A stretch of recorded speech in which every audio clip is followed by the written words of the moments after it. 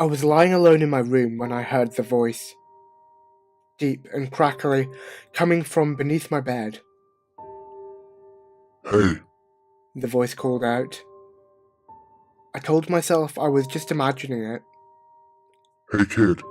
The voice repeated.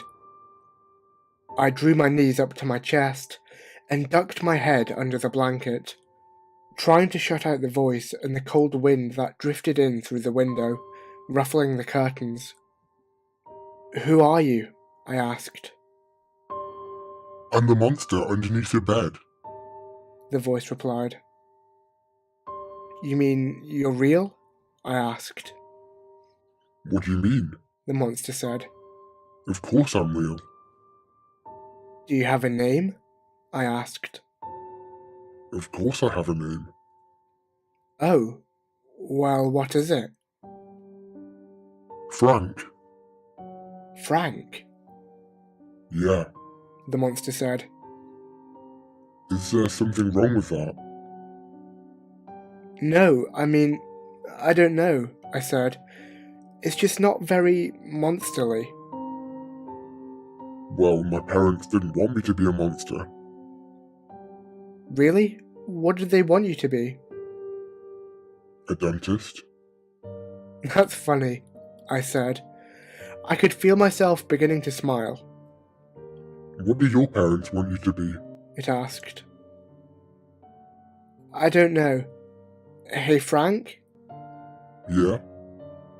Aren't you gonna, scare me or something? What? Why would I do that? Well, you're a monster, aren't you? Well, yeah. Of course I am. But that doesn't mean I scare little kids. But I thought that was your job, It is my job to scare people. he replied. Only bad people. Am I a bad person? I asked. No, He said. but you're not the one I'm here to scare. Who are you here to scare? I asked. The man inside your closet. The skin on my arms goose-fleshed up. I wanted to ask him what he meant, but I fell silent as I heard a rustling coming from the closet. The door creaked open, and I could hear soft footsteps padding towards me across the bedroom floor. I didn't dare peek out of my blanket. The footsteps stopped, and I could hear heavy breathing next to me. I squeezed my eyes tight. The warm sanctuary of the blanket disappeared as it was yanked off me. I hugged my arms around my knees and prepared for the worst. A scream shattered the night air, followed by the sound of breaking glass. I opened my eyes a crack to see a knife lying on the carpet next to my bed, blade glinting in the moonlight. My parents rushed into the room and asked me what had happened.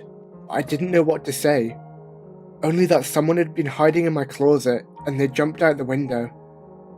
My parents called 911 and the police came right away. They picked up a man called Gary Thompson, sprinting through the street a couple blocks away. He was covered in blood and broken glass. They found Gary's car abandoned on our property, and inside, they found duct tape, knives, barbiturates, and a video camera. From what I heard, Gary's lawyer employed an insanity defense, and Gary is currently incarcerated in a state mental facility for the criminally insane. I never heard from Frank the monster again, but the officer who arrested Gary told me that he sleeps on the floor of the facility. He tells the doctors that he's terrified of Frank, the monster, under his bed.